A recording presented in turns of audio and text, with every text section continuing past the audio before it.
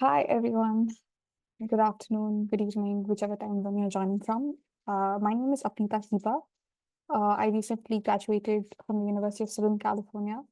I did my computer science. I got my master's degree from USC, and this is my story. So, I have a So my background was in computer science. I got my bachelor's degree from a university called Christ University back in Bangalore, India, and then I decided to do my master's. The main reason I chose to do my master's was I knew that there was a gap between my knowledge and what the industry requires, and I thought I'd require a master's degree to fill that gap. So that's why I applied to universities, and then I was so happy that I got into USC because USC has one of the finest programs for computer science. And then let's get into the shocking part of being an international student and your life here at at the US. So this is my story. I was very excited to move to the United States in 2022. I used to live in California before. My parents were on their H-1B visas here. So I specifically wanted to come to California to relive my memories. So I only applied for California universities. And as soon as I landed, I was pretty sure that I wanted a summer internship. So I remember, I was August is when I was landed in the United States, and I started applying for a summer internship in December. And believe me when I tell you, I was late for applying for summer internships. There are people in my university who are very proactive, and then they started applying as soon as they landed. My roommate did that, and now she's in a very big man company. The only difference I could tell you is many of the summer internships open up in July and August. Like all the fintechs open up in July and August, all the man companies open up in July and August, and I was unaware of that. So for next summer, if you want an internship in one of these big tech companies, they're open right now. So you guys better hurry up and definitely apply to all the fintech companies.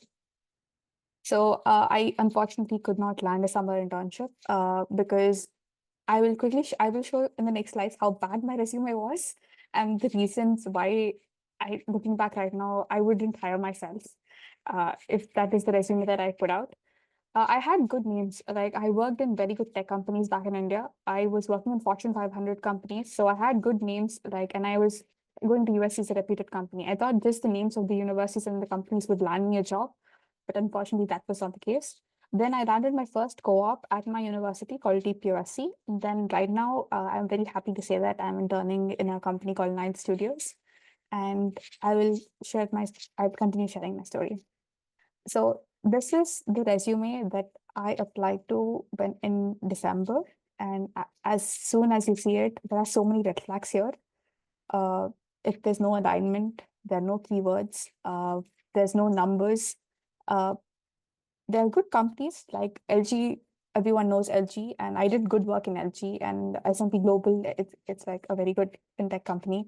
So they were good companies, and this is just like the top thing. I had a two-page resume. I didn't want to like include, and so I was all over the place to be honest. And this resume got me into like good companies back in India, but not here. So that's the difference that I wanted to mention here.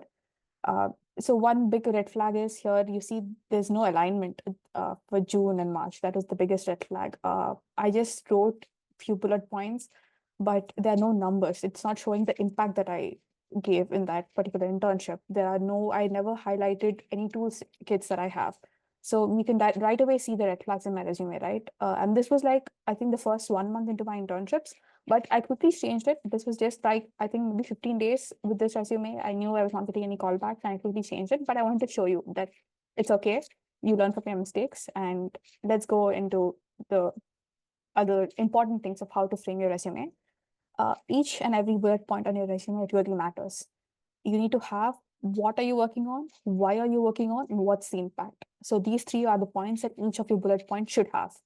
Uh, I learned this when I went to the Grace Hopper conference, and that's for a conference for women in tech in the United States. It happens in different years, but it showed me the importance of having these 3 points. Every bullet point should always have this. Why are you doing that? Why are you using that particular technology? What are you using that particular technology for? And after you use the technology, what is the impact of the work? So these 3 points are very important. Believe me when I say you need to have that. And make sure that you have a personal website if you guys are in any domain. So I am from a computer science background. You need to have a website. You need to show your projects. It differentiates you from others. There'll be hundreds of thousands of students applying, and having a website for yourself and having like a personal mark for yourself will definitely like elevator talk, right? Like it's like a 1 minute talk that you have to tell any like interviewer. So it definitely helps you if you have a personal website. You can just pull it up and show your projects or something like that. Then I would say oversell yourself.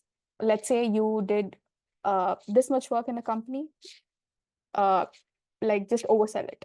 Show the real impact of whatever you're doing.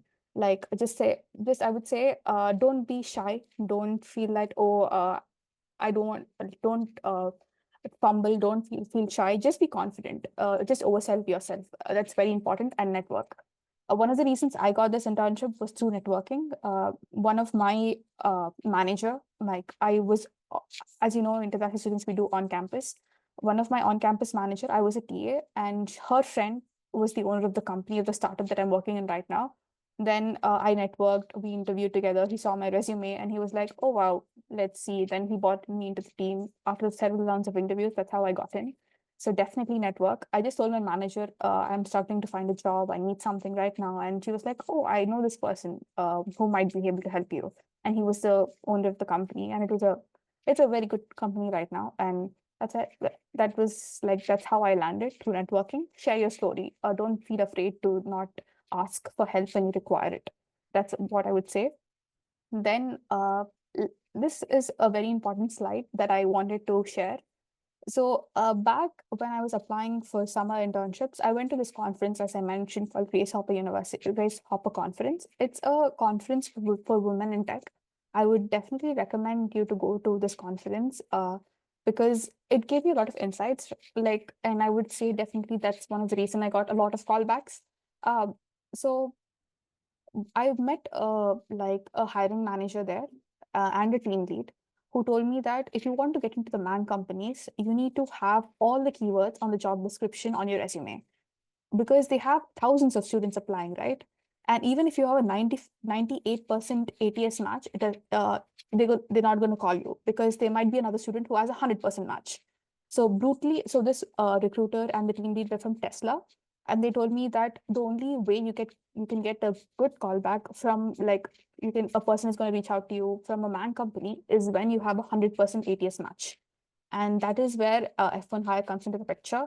It will give you all the keywords from the resume job description. You don't have to sit and like look for all the keywords. It's as soon as you use this extension, you get all the keywords that are there, and you can quickly put them on your resume and apply.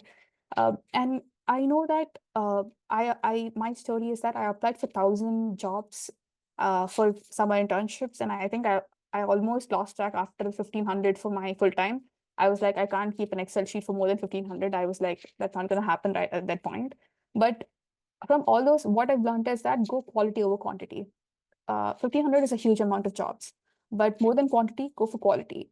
If you see that there's a company in which, oh, this is my dream company, I want to get into it, then make sure that you just apply for that company maybe that day, but make sure that you have 100% keyword match. Make sure that you have a tailored resume, a tailored cover letter, and believe me, you will get callbacks. And I am like a testimony. I would say I do get callbacks right now after learning all of these, and I really wish that I learned this before so that I could have not wasted my time. But just go quality over quantity. Don't go on the numbers, go on the quality of the resume, go on the ATS.